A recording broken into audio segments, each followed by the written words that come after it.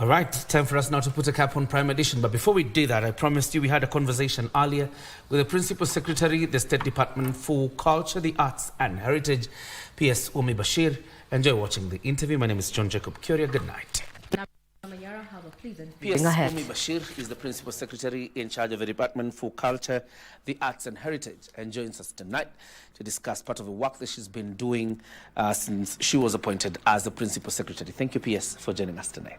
Thank you, too. To begin us off, let's talk about the mandate of your department and, most importantly, its contribution to the mainstream economy. What are the strategies that you're using to ensure that these three components are factored into the mainstream economy?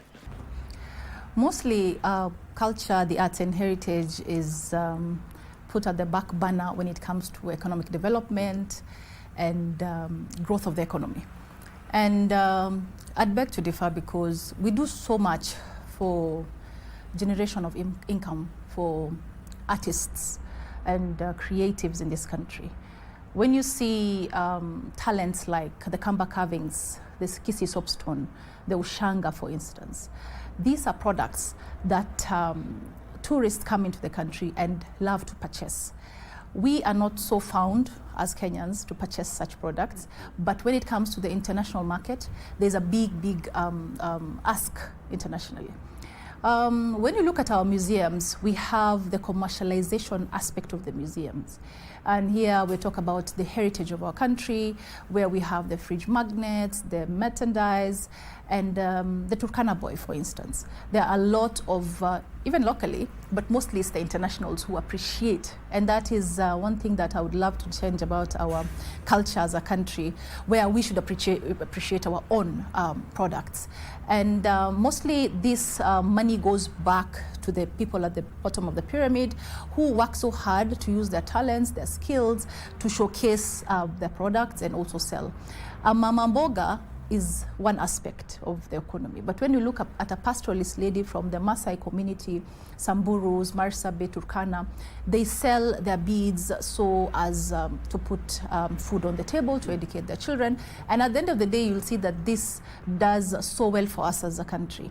And when we look at infrastructural part of our development as a country, there's so much that goes on. But when we look at the soft part of it, the cultural diplomacy, tourists coming in and going straight to the Maasai market to buy these products. And for instance, the Mara, when you go to the Mara, we have women running around with the beads and selling them on the roadside. When it rains and when there's sun, it doesn't matter because at the end of the day, they have to sell. So as a State Department, we are coming up with a mall that puts these women in a certain position that has dignity, that has a place where they can rest and sell their products so as to generate income for themselves and also the county governments.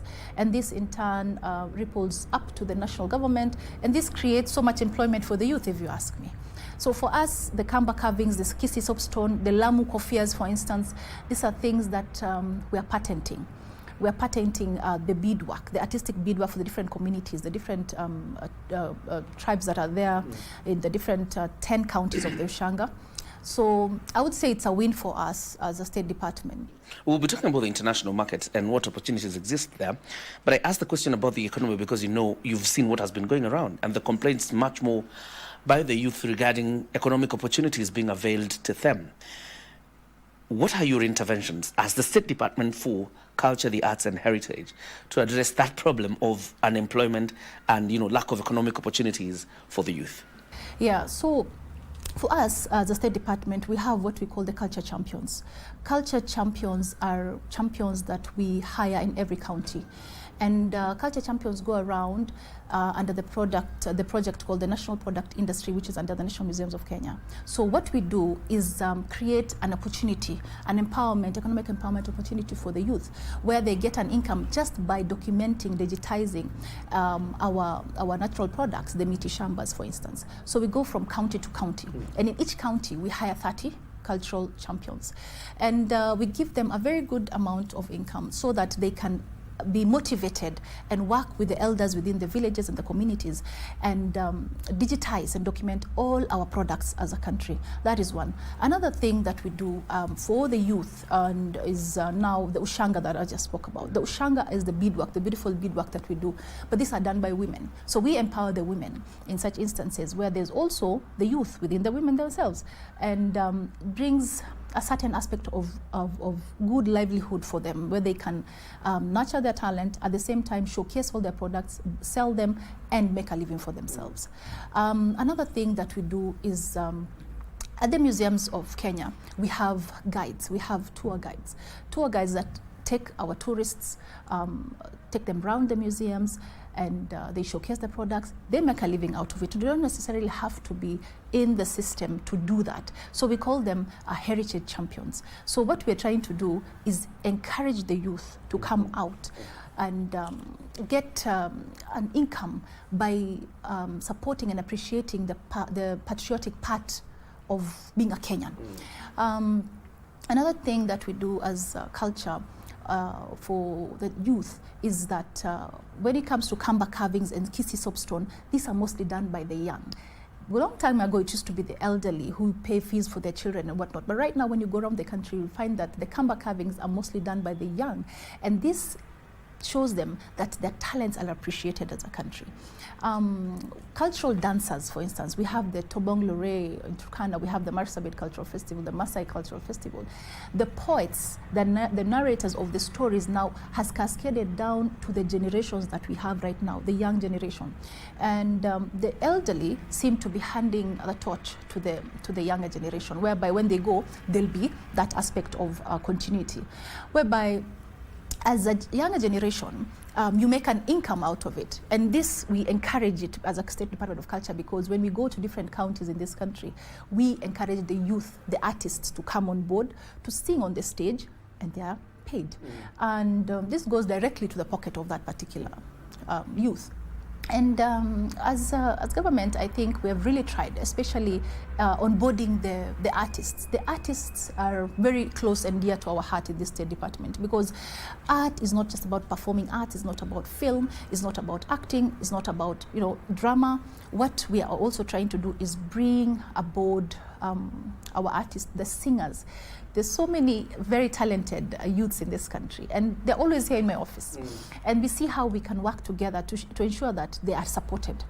Another thing I'd like to talk about is the cultural festivals. The cultural festivals are a source of income for the counties. You see, when you look at the tourists coming to counties like Turkana, they need a place to sleep, they need to eat, they need to walk around, drive, and that in turn generates resources for the county level.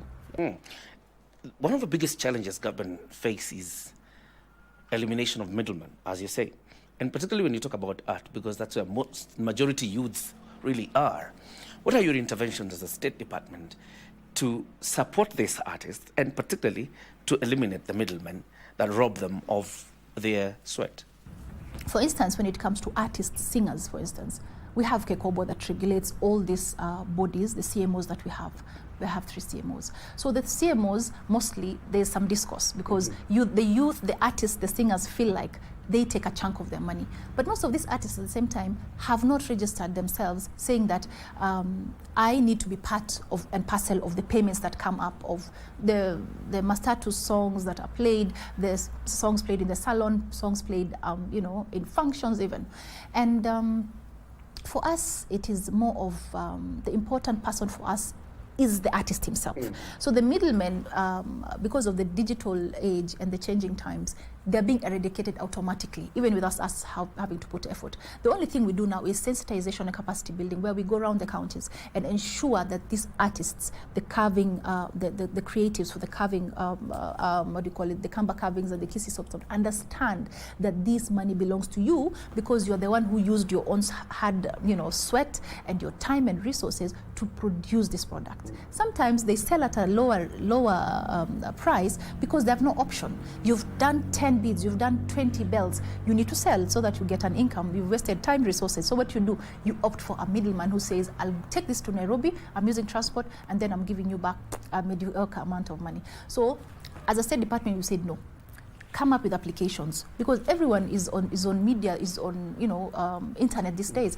People have the website, people have the USSD codes. So what we're doing is first moving away from brokers and middlemen and going and delving straight into getting that artist. We have registered, we have a data that specifically tells us we have this number of Ushanga cooperatives in these counties, we have these Kamba carvings cooperatives in these counties. For instance, the Machakos, we have Bombolulu carvings, we have the Lamu Kofias, we have the data. So what we do is ensure that they deal directly with the office. We have a whole sector for cultural artifacts, cultural curators that deal with this. The aspect of culture, and I think you've seen over generations, the perception that culture is an outdated thing. Yet there is what we call culture and the preservation of it. Question is, what is the nexus between modernization and culture? How do you preserve culture even as the world advances? You see, if culture was not cool, I would not be the principal secretary for culture and arts and heritage, because it's usually related to a cake, boring, things. And frankly, culture is cool, and culture evolves. Culture is not, it's not static, and it's not stagnated. Culture evolves with time. And we see in Nairobi, we have the matatu culture, for instance. Matatu culture is not outdated. It is the kind of culture that we have as a county and as a town, as a city. And what we're trying to do is make culture cool again. How do we make culture cool again? By involving the youth. The youth are the cool generation. And we use social media. We invite them to come and see what we have in the museums. Fort Jesus, for instance. Old times it used to be you only go, I'm sure, have you taken your kids to the museum first of all? Have you ever gone with your kids to the museum? Oh, you have? Yeah. When was the last time? Well, it must have been sometime last year. Yeah? Mid last year. Okay. Well, I haven't, so I think I should pull off my socks. But it's mostly make culture cool again by bringing in the youth, by bringing in the influencers. So we work with the influencers too, because you need to showcase what is cool about culture on social media, on Twitter, on Snapchat, on TikTok. And the best part of it is that we learn from each other. We see what is cool on your TikTok, and I borrow it, and I'm like, oh, you visited NMK. Okay, let me take my kids. And it's a ripple effect. We've seen what has been going on in the country for the past few weeks. If you love your country that much, why would you condone such a thing? You would encourage for it to stop, so that we can move forward and see how then do we support this youth. Have we heard them? Have we removed what we wanted them to remove? Have we listened to them? Because it is not all about talking and talking. It's about giving them a chance to also hear what they need from us. The same thing is happening in our houses. Our children are demanding, okay, I've told you 1, 2, 3, you have not listened. And we are learning. It's a different generation whereby we have to sit back and respect that and listen to them and see the changes that we can make. Now that you mentioned, do you think government is listening? Oh yes, government is listening. His Excellency the President is really listening, because if he wasn't, he would not have removed the CAS positions. He did that. He would not have the finance bill. He would not have removed it. He would not have removed the harambes, which are showing a show of opulence and unnecessary show-offs. The arrogance part of it has been eradicated from government. Fertilizers, for instance, you'll see that we have done so much for the past, it's over 2 years. We actually came into office September. September is not even here yet, but we've done so much. Bringing the dollar down, trying to bring the loan to a sensible amount. And I think the president is really listening, and the fact that the cabinet secretaries have gone home, I think is a big step and a big sign showing that I have listened to Kenyans, not just Generation Z, Kenyans as a whole. So I am 100% supporting the fact that the president is listening to Kenyans. And the fact that PSS now have been given a task and a half to show what we are doing as government. It is an uphill task, but I think we're more than ready as PSS, and myself as the State Department of Culture and Arts and Heritage, I am sure that we are doing a great job. So, and this trickles down, it shows the artists, it goes back to the musicians, it goes back to our museums. And everything has been reduced, everything. And I think we're headed in the right direction as a country, to have dialogue, to listen to each other and see what is it that you want us to change? But you see, there are insiders in this whole story who the president named the other day, and they should be ashamed of themselves, because this is a diplomatic country. It is a country that respects opinions and respects human rights, and this has shown from the head of government, that is the executive, that is the president, and all the arms of government are respecting this, from judiciary to the legislature and ourselves in executive. All right. As we talk about indicators, and this will be our parting shot, what should Kenyans, because we are in the period of accountability, what should Kenyans hold you accountable for? Kenyans should hold me accountable for the work that I've done in setting up policies, regulations, and acts in place.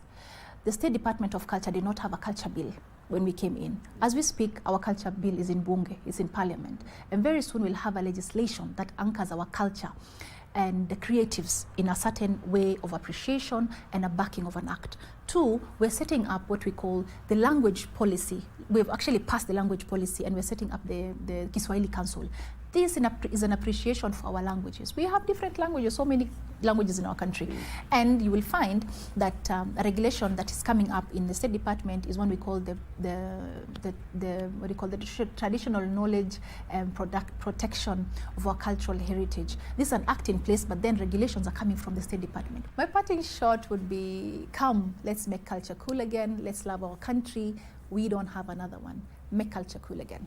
Yes, Ummi Bashir, the Principal Secretary for Culture, the Arts and Heritage, joining us tonight to discuss some of the things that have been ongoing for the last 2 years, and most importantly, the encompassing of the youth in this very critical department. By the way, she handles the arts, and that's why we put a cap on Prime Edition. Thank you very much for joining us. Have yourself a fantastic night. Good night.